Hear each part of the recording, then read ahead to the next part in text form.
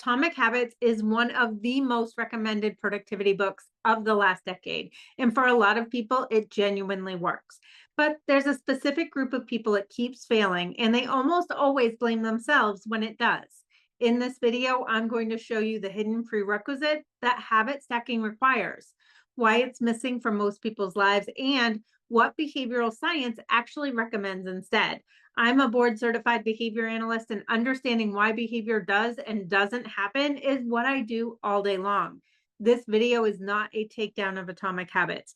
For people whose days follow a reliable pattern, where the morning looks roughly the same, where the cue they built their habit around actually shows up, the system works exactly as advertised. James Clear got that exactly right. What he never tells you is that the entire system depends on just one thing: the cue actually showing up.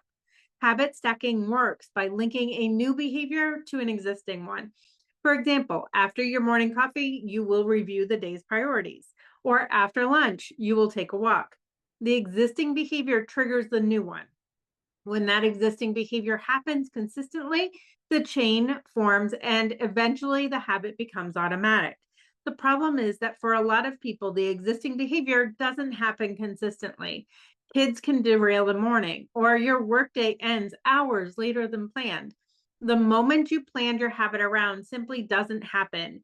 And when the cue doesn't show up, the chain doesn't start because the trigger was never there. When the system broke down, you probably didn't conclude that the advice wasn't made for your workday. You told yourself you'd restart on Monday. Monday came and you told yourself you'd restart next week. At some point, you stopped restarting altogether and just quietly moved on to the next book, the next system, and the next attempt to start that habit. That cycle is demoralizing, specifically because of how habit advice is framed. Open any book in this space, and the language centers almost entirely on character, consistency, identity, discipline, wanting it badly enough. And when the system fails, that same framing runs in reverse. The failure must be a character flaw. That framing gets the causality backwards. Behavior is a response to conditions in the environment, not a reflection of your character. And when a behavior isn't happening reliably, the questions we should be asking are: what's wrong with the plan? What cues are missing? And what in the environment is and isn't making the habit easy? That's a completely different lens, and it leads to completely different solutions. If you've tried habit stacking in the past and watched it fall apart, it wasn't a discipline. You are using a tool that requires conditions your life doesn't reliably provide. That's a design problem, and design problems have design solutions. The solution is to stop waiting for the cue to appear and start designing it yourself by creating an if-then plan. Building an if-then plan takes two steps. First, identify the habit you want to build. Second, map out 3 possible moments it could happen depending on how your day goes. One for when things run as planned, one for when the morning gets disrupted, and one for when the day gets away from you entirely. That's the plan. This idea comes from the same research that habit stacking borrowed from, just applied more honestly to how unpredictable days actually work.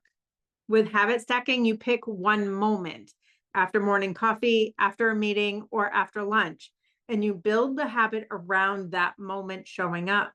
If then planning works a little bit differently. You decide in advance what you'll do if the day goes as planned, what you'll do when it doesn't. If you want to review your priorities before you start your day, you give yourself options. If the morning runs as planned, you do it then. If it gets derailed, you do it before you open your inbox. If that moment gets taken away too, you do it before you close your laptop for your 9 a.m. meeting. Then you put a sticky note on your laptop that you'll see before you can open it. You're not relying on remembering what your plan is. The environment is doing the remembering for you. Take someone trying to build a consistent exercise habit after work. The end of their day moves constantly. Some days they're done at 4, some days at 6:30, some days something runs over and the whole evening starts to shift. With if then planning, the cue isn't a time on the clock. It's the moment the workday ends, whenever that happens to be.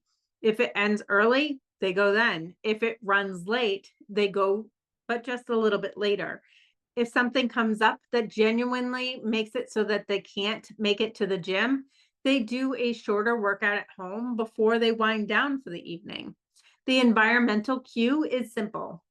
They have their workout clothes already packed in a bag, sitting in the front passenger seat, ready for them when they head home.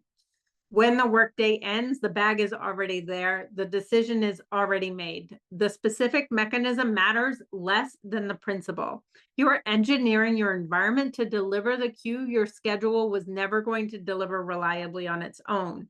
Habit stacking puts all the responsibility on a single cue appearing at the right moment. If then planning with intentional environmental cues distributes that responsibility across multiple possible moments and puts something in your environment to surface the plan when it's needed. The habit doesn't change, the architecture around it does. Here's what this looks like starting tomorrow.